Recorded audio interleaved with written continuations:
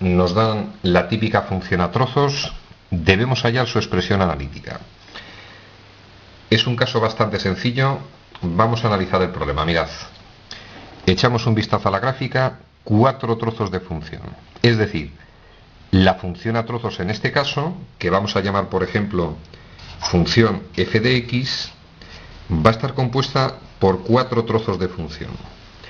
Vamos a llamar trozo A, B, C y trozo D. Primera fase en el razonamiento. Debemos hallar la expresión analítica de cada trozo. Empezamos con el A. Extraordinariamente sencillo. Se trata de un segmento paralelo al eje X en el que la Y siempre vale 1.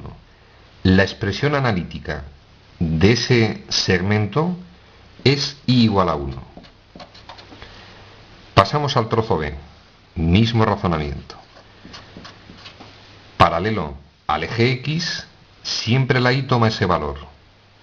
La Y es igual a 3. Pasamos al trozo C. Paralelo al eje X. Pasa por donde la Y vale 5. Su expresión analítica es Y igual a 5. Vamos con el caso D, un poquito más complicadillo. Procedemos de esta forma, mirad. Vamos a hallar la expresión analítica del trozo D. Y lamentablemente no lo podemos hacer tan fácil como en los casos A, B y C. Siempre el mismo rollo. Esto en el fondo es un trozo de recta. Se supone que de la recta donde está incluido solamente han metido ese trocito, que va desde donde la X toma, en este caso, el valor 3, hacia más infinito. ¿Cómo hallamos la expresión analítica de una recta? 3 posibilidades. Para hallar la expresión analítica de una recta, con la pendiente y la ordenada en el origen, es decir, con la pendiente o con el valor donde corta el eje Y, con la pendiente y un punto o con 2 puntos. Voy a coger el segundo caso.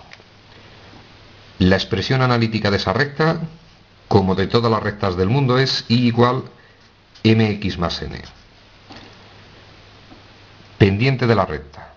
Para hallar la pendiente gráficamente, dados 2 puntos cualesquiera, por ejemplo, si yo tomo ese punto de coordenadas conocidas y ese punto, formamos el triángulo rectángulo y la pendiente va a ser igual cateto en el eje Y. Ese cateto se mide en el eje Y 2 unidades. Cateto en el eje X. Si yo lo proyecto en el eje X, veo que mide 4 unidades. Pendiente de la recta.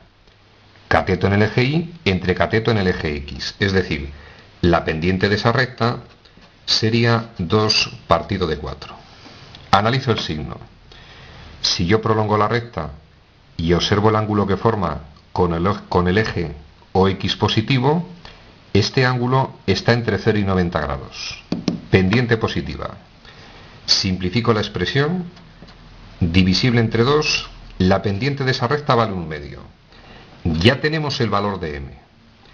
Entonces me quedaría igual 1/2 de x más n. Debemos hallar el valor de n.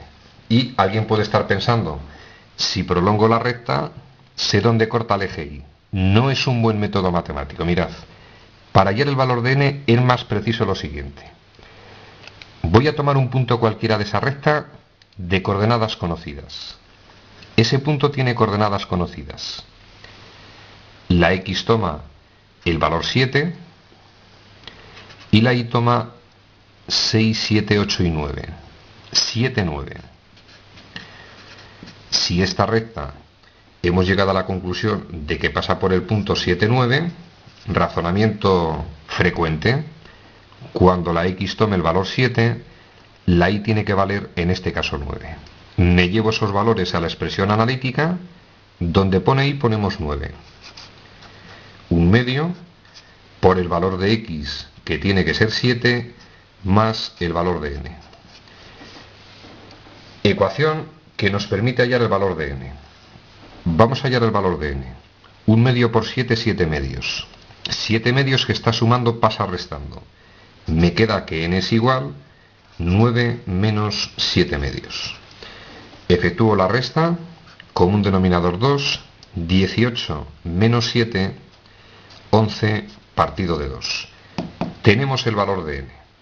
La expresión analítica de la recta d tendría la siguiente forma.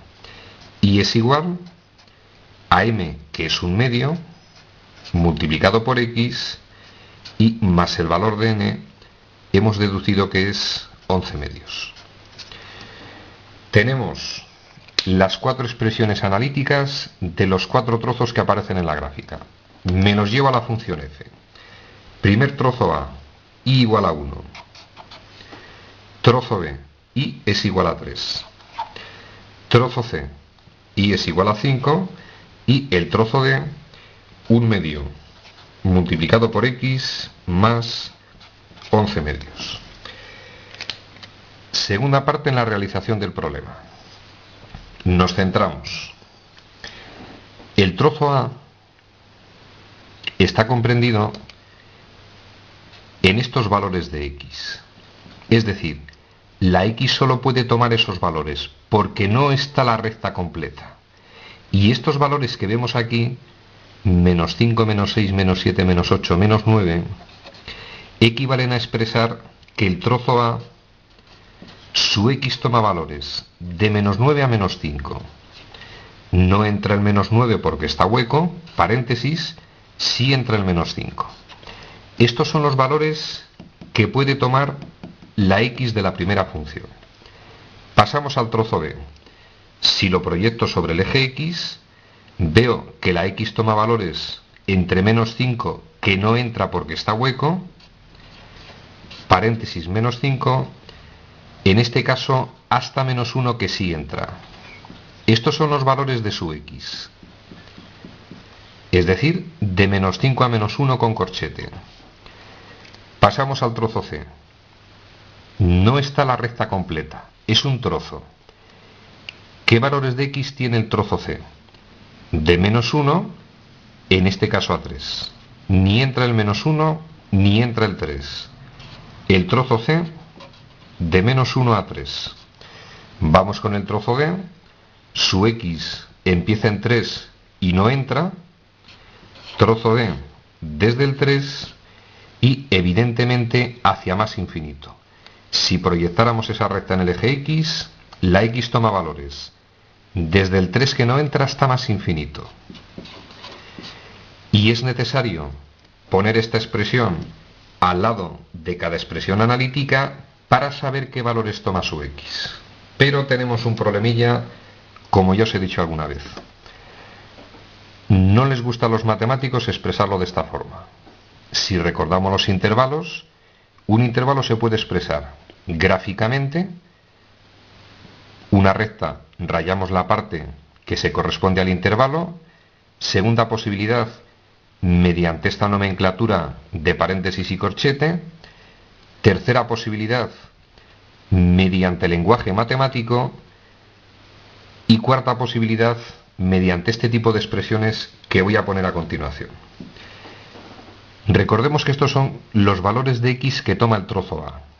Es decir, en el primer caso, la x, aquí pone números comprendidos entre menos 9 y menos 5. Todos son mayores que el menos 9. Esos valores de x son mayores, se lee en este sentido, que menos 9, y menores o iguales que el menos 5, porque hay un corchete.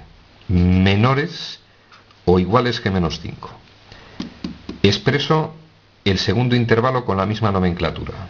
Significado: los valores de x de esa función que es la segunda, cuya expresión analítica es 3, mayores que menos 5, mayores que menos 5 y menores o iguales que el menos 1.